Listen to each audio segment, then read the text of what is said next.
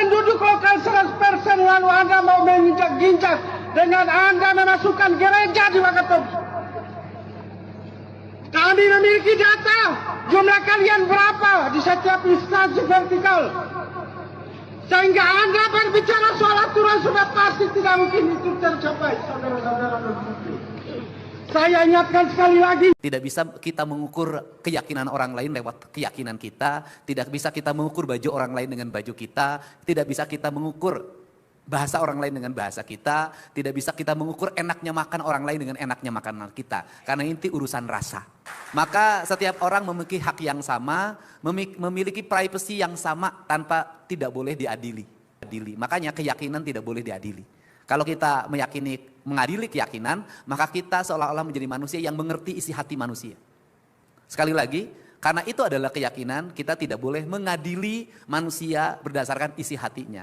Maka cinta tidak boleh dikekang, maka cinta tidak boleh dibatasi, maka cinta adalah kebebasan. Salam damai sejahtera bagi kita semua, berjumpa kembali dengan saya di channel ini. Teman-teman, maraknya terjadinya pengusiran ibadah umat Kristiani yang terjadi di negara Indonesia ini, bahkan dikatakan setiap bulan ada hal-hal yang terjadi di mana umat Kristiani dipersekusi dan terlebih di dalam hari-hari terbesar umat Kristiani pasti ada saja orang-orang atau oknum agama Islam yang seringkali mengganggu dan juga mengubarkan, mengusir ibadah dan rumah ibadah umat Kristiani.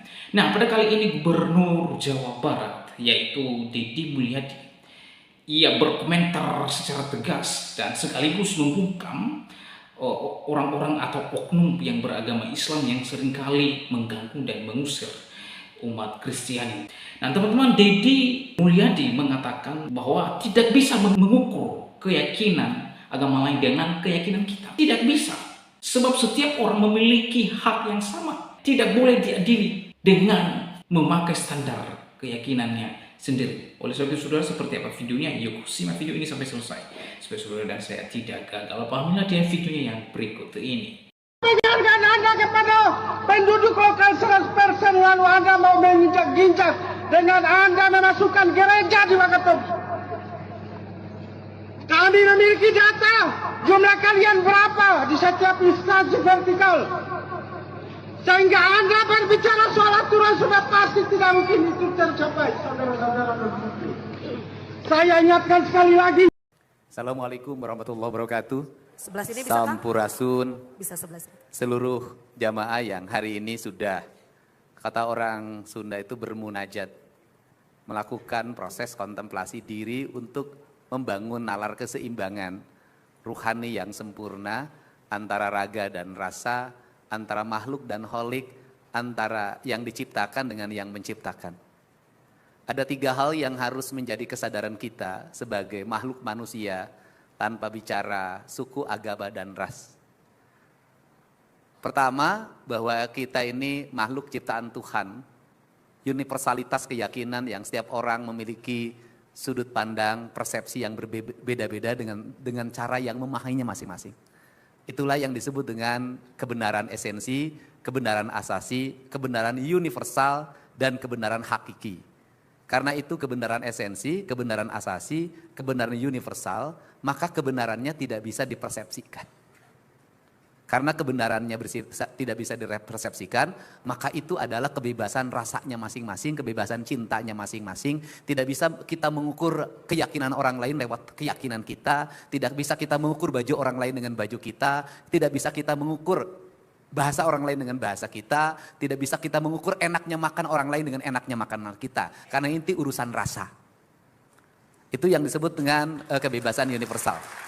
Maka setiap orang memiliki hak yang sama, memiliki privacy yang sama tanpa tidak boleh diadili. Saya katakan setiap orang memiliki persepsi yang sama, hak yang sama, tidak boleh diadili. Makanya keyakinan tidak boleh diadili.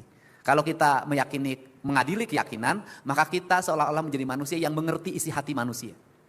Sekali lagi, karena itu adalah keyakinan, kita tidak boleh mengadili manusia berdasarkan isi hatinya.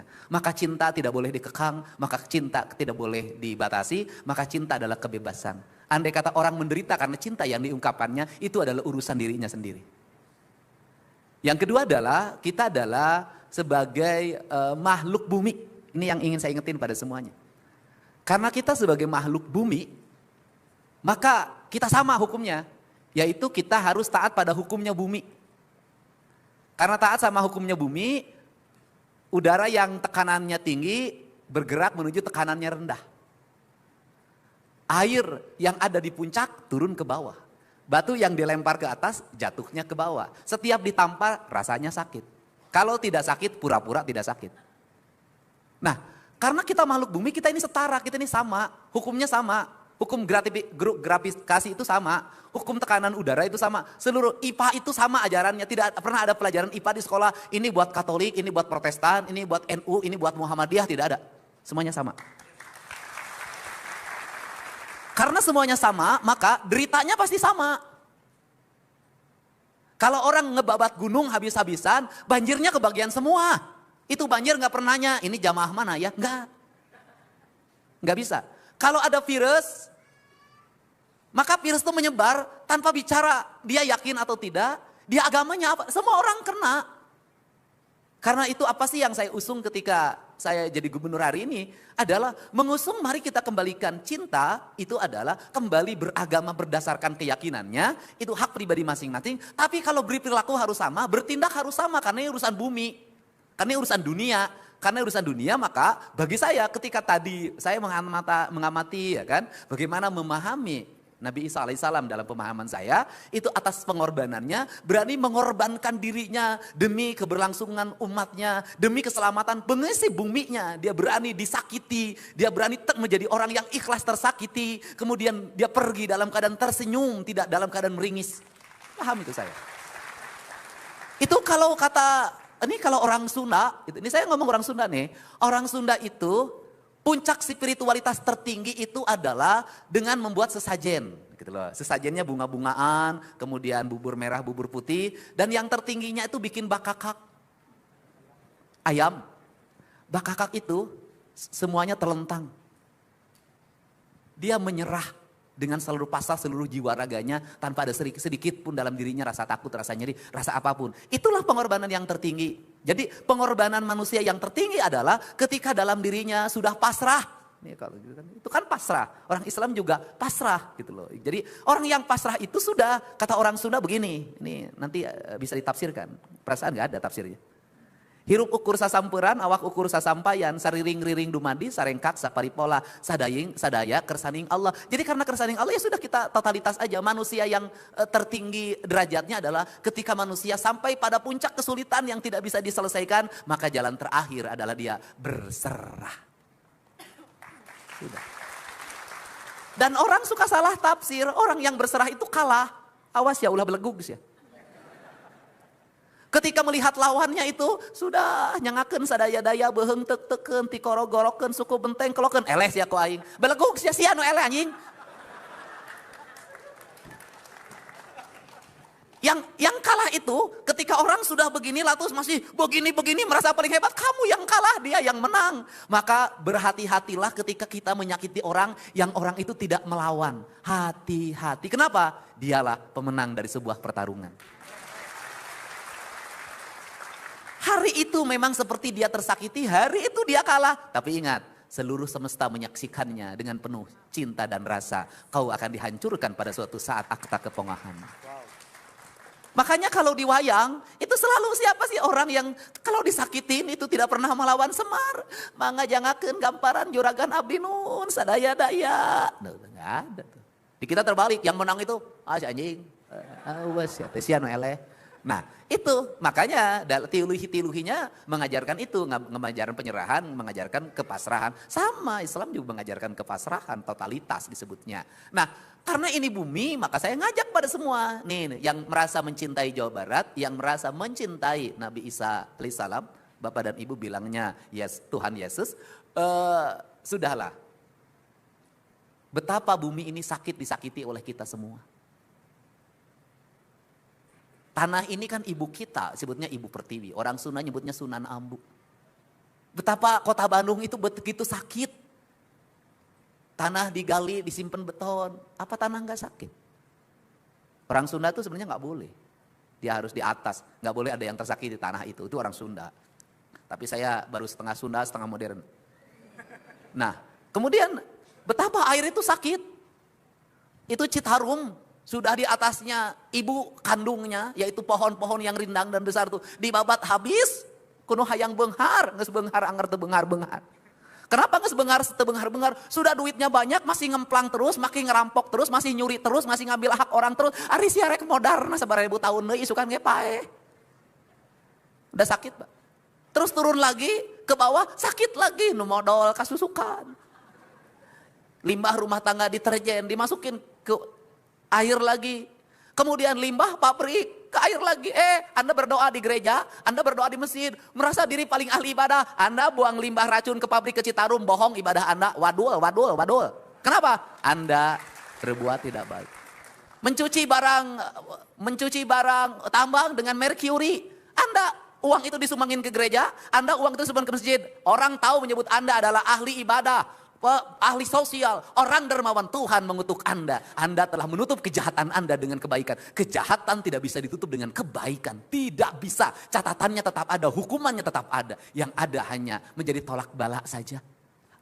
Bohong kalau bisa dihapus, nggak ada. Hutang di bank bisa dihapus, dosa nggak bisa. Tetap harus ada tebusannya, harus ada nanti dicuci dulu. Ngenah wae saya digratiskan, nggak bisa.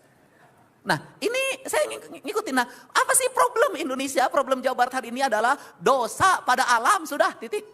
Udah. Itu dosa pada alam, ini rusak Pak, ayo. Sudah, Anda tiap hari rekreasi ke puncak, oh asik. Di puncak, ya puncak itu tempatnya ente, tempatnya pohon, diganti jadi pila. Banjir Pak, mati orang di Cisarua, sengsara di Bekasi, sengsara di Jakarta. Anda menjadi ahli ibadah tidak, Anda adalah pembuat kerusakan. Jadi saya ngajak pada gereja, pada masjid semuanya, mari kita bersama-sama hari ini dan ke depan tobat. Tobat kita adalah tobat ekologi. Tobat pada yang kita telah menista ciptaan Tuhan. Yang kita tidak mengerjakan sebagaimana fitrah penciptaannya. Kenapa? Hidup pengen harmoni. Hidup pengen damai. Orang kaya punya rumah di kota Bandung, punya rumah di Jakarta, ada kolam renangnya, ada salonnya pakai lift, naik ke lantai atasnya, kamarnya gede, kamar mandinya segede lapang sepak bola. Ya kan, ruang TV-nya ada, ruang keluarganya ada, rumahnya nggak pernah diisi. Kalau Jumat dan Sabtu pergi ke gunung. Kalau Jumat dan Sabtu pergi ke gunung, berarti rumah yang megah pakai AC itu tidak membuat Anda damai. Tetap saja, tempat yang terbaik untuk menyepi adalah gunung. Lahirlah healing. Siapa yang suka healing? Orang-orang agar eling. Healing itu orang-orang agar eling. Karena apa? Karena orang-orang yang eling, hidupnya senantiasa tenang, tentram, dan damai. Karena dia eling pada tiga, eling ka Gusti, eling ka diri, jeung eling ka sasama hirup. Sing areling urang kabeh. Terakhir, kita juga harus ini, saya ngingetin juga berpasrah. Kita harus menghormati pengorbanan sopir kita. Udah, kita menghormati pengorbanan Yesus. Ya, Yesus juga menyuruh kita harus menghormati pengorbanan supir. Supir Anda bersama istri muda, sopirnya nungguin 2 jam. Dia istrinya ditinggalin, bener gak? Suaminya lagi nakal-nakal di Bandung, dugem, dak laki-lakinya. Sopirnya nungguin di luar, dia sudah gak ketemu istrinya beberapa bulan. Pulang mabuk. Dari dugem, sopirnya nungguin harus jaga rahasia ke istrinya. Dia ngorbanin anak-anaknya untuk nganter anak-anak kita, dimanjain masuk sekolah, dianterin. Kita mengorbankan kehidupan pembantu kita, ngurus anak kita jadi baby sister, tapi dia lupa mengurus anaknya sendiri. Demi uang, demi kehidupan. Dia menyiapkan makan enak bagi kita, tapi dia lupa menciptakan makan anak bagi anak-anaknya di rumah. Pengorbanan. Karena kita punya uang, kita tidak bisa berbuat sesuka pada setiap orang.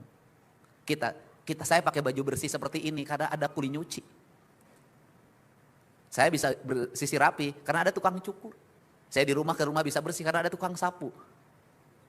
Saya bisa tidur nyenyak karena ada yang jaga di rumahnya, ada security.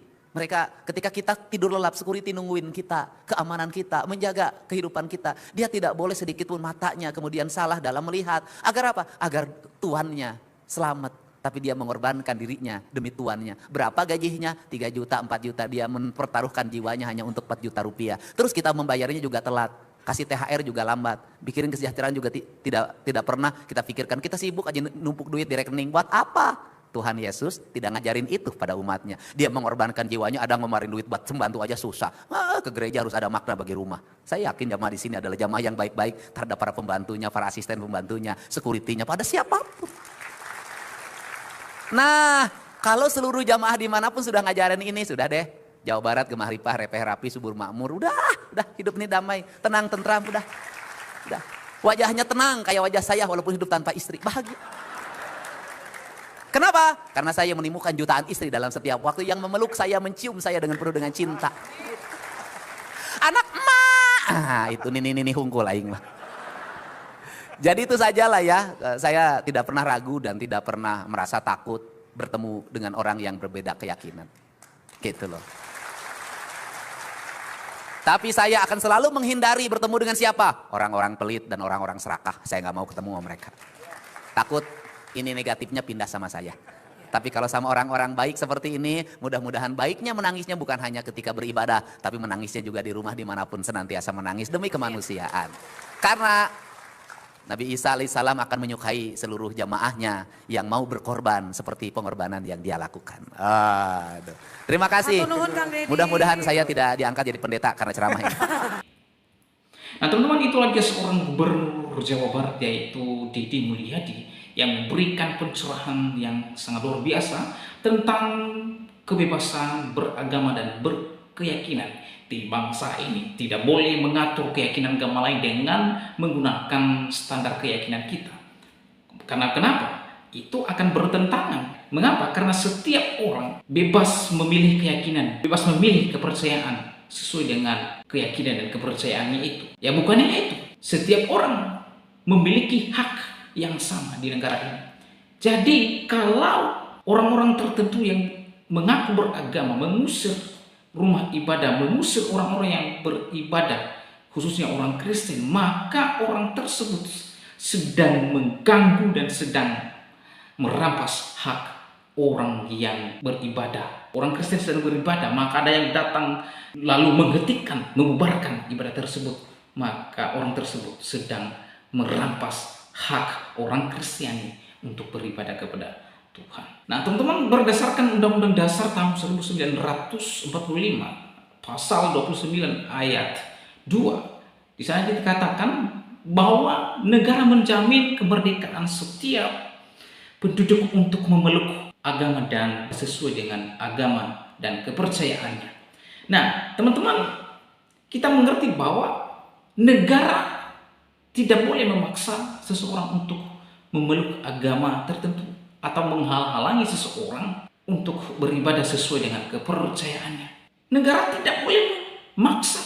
Ya. Bahkan konstitusi memberikan jaminan kepada orang tersebut, kepada setiap orang untuk bebas beragama, memilih beragama, dan memilih keyakinan sesuai dengan kepercayaan dan keyakinan yang dia yakini.